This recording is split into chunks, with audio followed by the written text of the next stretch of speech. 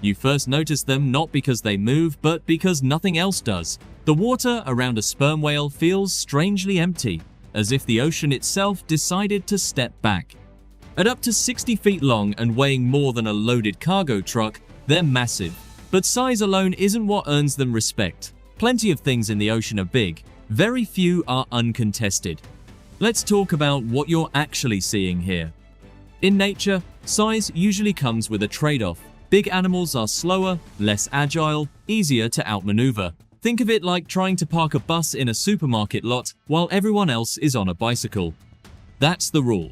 And then the sperm whale ignores it. Because when you watch one move, it doesn't lumber, it doesn't rush, it glides, slow, deliberate, confident, like something that has never had to hurry in its life. There's no wasted motion, no panic, no scanning for threats. And that's your first clue that this animal doesn't think like prey, or even like a typical predator. Now compare it to other giants. Blue whales are larger, yes, but they're peaceful filter feeders, gentle, massive vacuum cleaners drifting through plankton clouds. Impressive, but not intimidating. Sperm whales are different. They're built like weapons with a brain attached, dense muscle, thick skin, a skull that looks less like a head and more like reinforced armor. And here's the unsettling part. The ocean reacts accordingly. Fish thin out. Sharks adjust course. Even other large predators don't linger. It's not fear in the dramatic sense. There's no chase, no explosion of movement. It's avoidance. The kind you develop after millions of years of losing. Because dominance in the ocean isn't about being the biggest thing in the room. It's about being the one thing no one has ever successfully challenged.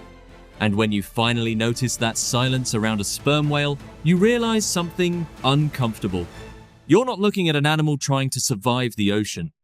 You're looking at one that outgrew the need to compete in it. Let's talk about the awkward silence surrounding sperm whales. Orcas hunt in coordinated packs. Sharks specialize in ambush. Yet adult sperm whales are almost never targeted. Not because they're impossible to hurt, but because the math never works out.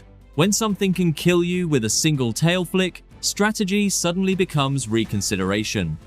Now imagine you're an orca. You're fast, intelligent, social, built for teamwork. You've taken down animals far larger than yourself by exploiting weakness, panic, and separation. That's your specialty. And then you encounter a fully grown sperm whale. There is no separation. Sperm whales don't scatter. They don't flee. They don't even speed up. An adult male can outweigh an orca by several times, and unlike most prey, it doesn't present soft angles. The skin is thick. The muscles are dense. And the tail is a blunt force instrument the size of a small boat. One clean strike can shatter bones. This isn't theoretical. Orcas know this. Not because they've read the studies, but because evolution keeps score. Attacking an adult sperm whale is a high-risk move with almost no upside. Even if you win, which is unlikely, the injuries alone could end your hunting career. And in the ocean, a predator that can't hunt doesn't last long. So instead, you see something fascinating. Avoidance. Orcas shadow juveniles. They test sick or isolated individuals. They probe the edges. But when a healthy adult is present, especially in a group, they back off. Quietly, casually, as if they suddenly remembered an appointment somewhere else. And sharks? Sharks don't even try. Large sharks may share the same waters, but they don't compete, they don't challenge, they don't posture. A sperm whale doesn't need to chase them. Its presence alone resets the hierarchy. This isn't fear in the dramatic sense. There's no panic. It's respect born from physics, mass, and experience. Because apex predators don't avoid fights, they can win. They avoid the ones they can't afford to lose. And, against a sperm whale, losing is the most likely outcome. Now imagine hunting without seeing anything at all. No light, no silhouettes, just black water and pressure. Sperm whales solve this by turning their entire head into a sonar cannon. They don't look for prey, they map it. Every movement, every twitch, revealed by sound bouncing through the void. Let's talk about how unfair this actually is. Down in the deep ocean, vision is useless. Even the best eyes max out quickly once sunlight disappears. Most predators down there rely on faint glows, lucky encounters, or whatever blunders into them. It's messy, it's inefficient, and it's nothing like how sperm whales operate. Instead of eyes, they use sound aggressively. Inside the front of a sperm whale's head is a massive structure filled with specialized oil. This isn't decoration, it's an acoustic weapon. When a sperm whale clicks, it sends focused pulses of sound through the water, scanning everything ahead like a living radar system.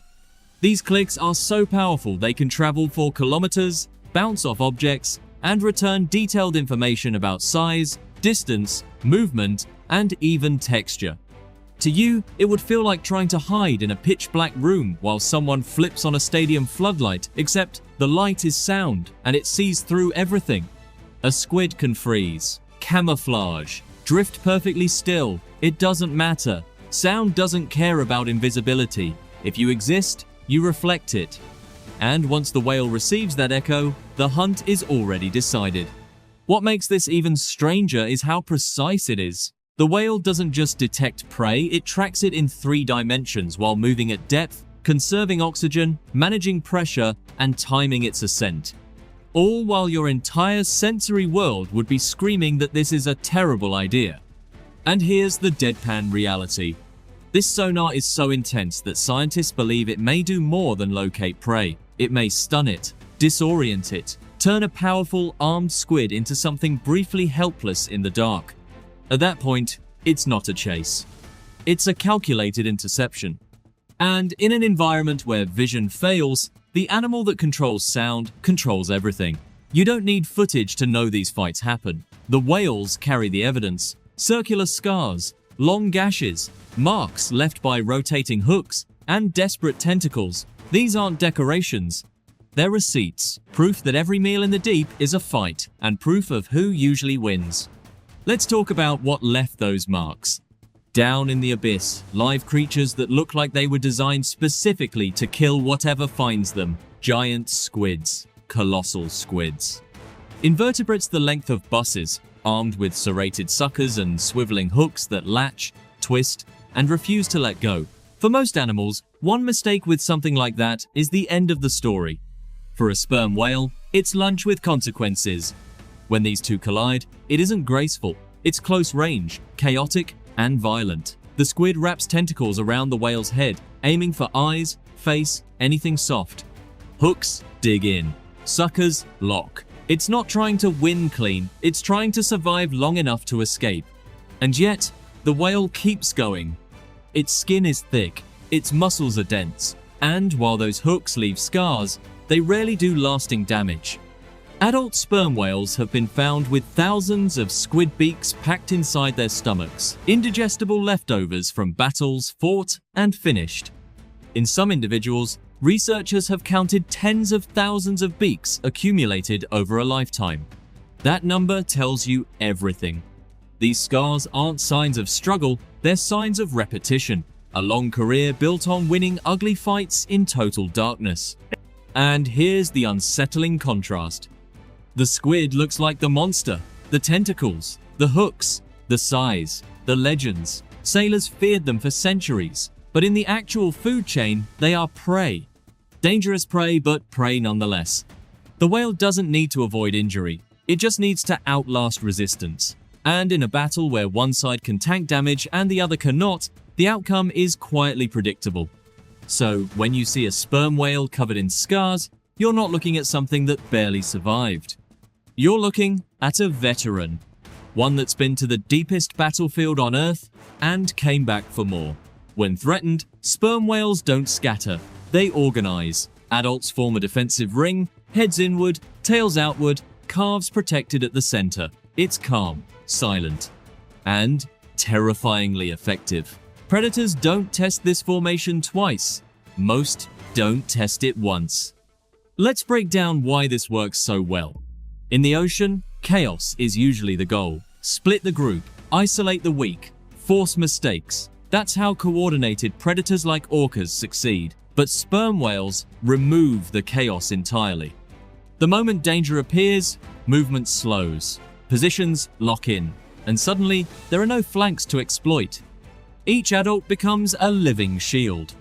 Their heads, the most vulnerable part, are tucked safely toward the center. Their tails, dense, muscular slabs, capable of delivering lethal force, face outward in every direction. It's not aggression, it's deterrence, a wall of potential consequences.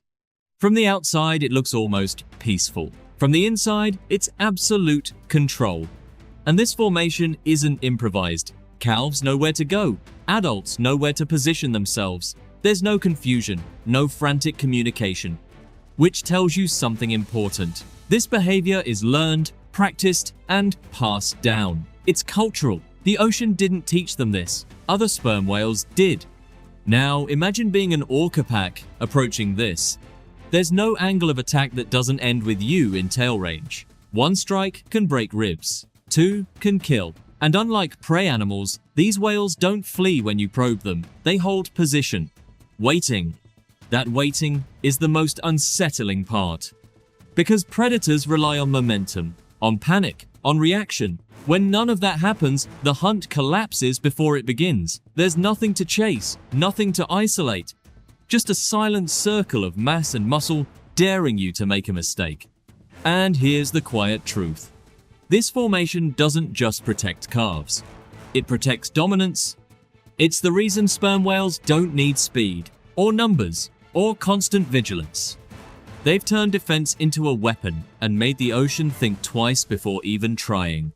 The ocean feels endless, chaotic, and untamed. But stories like this remind you that it still runs on rules. Not the loud kind, the quiet ones. Rules written in pressure, darkness, and time. The sperm whale didn't conquer the sea through speed or violence alone, but through patience, intelligence, and absolute confidence in its place. It doesn't chase the ocean, it moves through it, unanswered. And that's the part that should stay with you. Thank you for watching. If you enjoyed this deep dive, don't forget to like the video and subscribe to the channel.